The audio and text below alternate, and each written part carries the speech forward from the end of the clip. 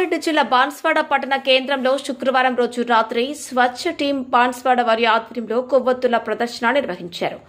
పుల్వామా దాడిలో వీరమరణం పొందిన వీర జవాన్లను స్మరించుకుంటూ కొవ్వొత్తులతో ప్రదర్శన నిర్వహిస్తూ నివాళులర్పించారు. వారి పవిత్ర ఆత్మకు శాంతి చేకూరాలని, అదేవిధంగా వారి కుటుంబ సభ్యులకు భగవంతుడు మనోధైర్యాన్ని కల్పించాలని కోరారు. కార్యక్రమంలో మోచి గణేష్, భవానీ ప్రసాద్, హన్మన్లు, యూనుస్, రవీందర్ రెడ్డి, అంబెల్, పూర్రాజ్, శంకర్ గౌడ్, వెంకట్, పొల్కం రాజు, శివ, అనిల్, రితేష్, సంజయ్, టీం సభ్యులు తదితరులు పాల్గొన్నారు. పుల్వామా దాడి ఒక నెత్తుడి మరకగా మారిన తరుణంలో ఇది బ్లాక్ డేగా ప్రకటించాలి.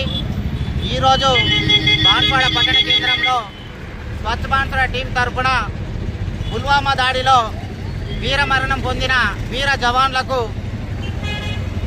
స్మరించుకుంటూ ఈరోజు కొవ్వొత్తుల ప్రదర్శన నిర్వహించడం జరిగింది.